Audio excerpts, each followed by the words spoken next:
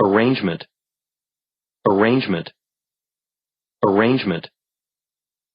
Wicked, wicked, wicked. Greenhouse, greenhouse, greenhouse. Faint, faint, faint. Set, set, set. I do not know how long I was ill. Mr. Bond, the horse doctor, came every day. One day he made me lose some blood. John held a bucket for the blood. I felt very faint after it and thought I should die, and I believe they all thought so too. Ginger and Merrylegs had been moved into the other stable, so that I might have some quiet. The fever made my hearing very sensitive.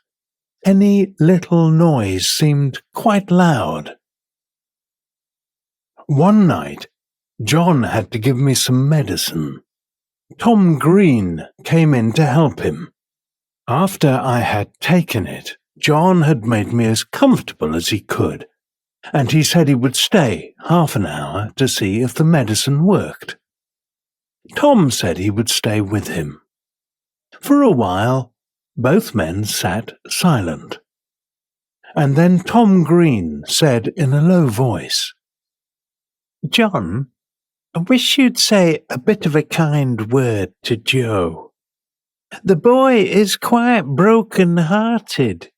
He can't eat his meals, and he can't smile. He says it was all his fault, though he is sure he did the best he knew. He says if Beauty dies, no one will ever speak to him again. It breaks my heart to hear him.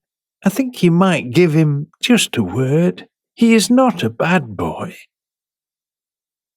After a short pause, John said slowly, "You must not be too hard upon me, Tom.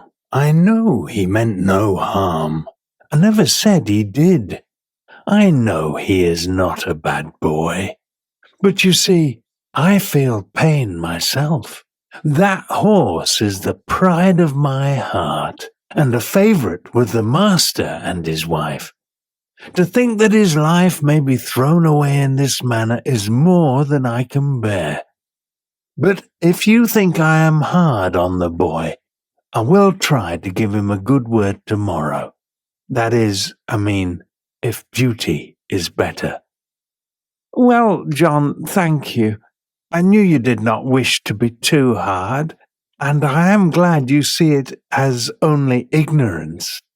John's voice almost startled me as he answered, "Only ignorance? Only ignorance? How can you talk about only ignorance? Don't you know that it is the worst thing in the world, next to wickedness? If people can say, 'Oh, I did not know, I did not mean any harm,' they think it is all right. I suppose Martha Mulwash did not mean to kill that baby when she gave it too much sleeping medicine, but she did kill it, and the police came for her." "And so they should have, too," said Tom. "A woman should not try to take care of a tender little child without knowing what is good and what is bad for it. And you were very upset yourself, Tom, 2 weeks ago, when those young ladies left your greenhouse door open, with a cold east wind blowing right in. You said it killed many of your plants." "A good many," said Tom. "There was not one of the tender young plants that survived. I shall have to start all over again, and the worst of it is that I don't know where to go to get fresh ones. I was nearly mad when I came in and saw what they had done." "And yet," said John, "I am sure the young ladies did not mean it. It was only ignorance." I heard no more of this conversation, for the medicine did well and sent me to sleep, and in the morning I felt much better. But I often thought of John's words when I came to know more of the world. In the next months, Joe Green went on very well. He learned quickly and was very careful and paid close attention. John began to trust him in many things. It was wonderful what changes had come over Joe. John laughed and said he had grown an inch taller in those months, and I believe he had. He was just as kind and gentle as before, but there was more purpose and strong will in all that he did, as if he had grown at once from a boy into a man. Now, I had lived in this happy place for 3 years, but sad changes were about to come over us. We heard from time to time that Mrs. Gordon was ill. The doctor was often at the house, and the master looked serious and anxious.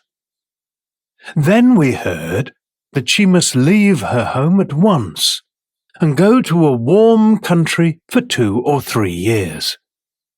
The news fell upon the household like the sound of a bell announcing a death.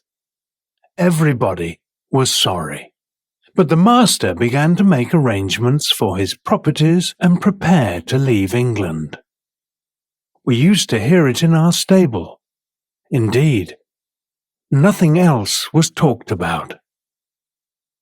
John went about his work silent and sad, and Joe hardly whistled.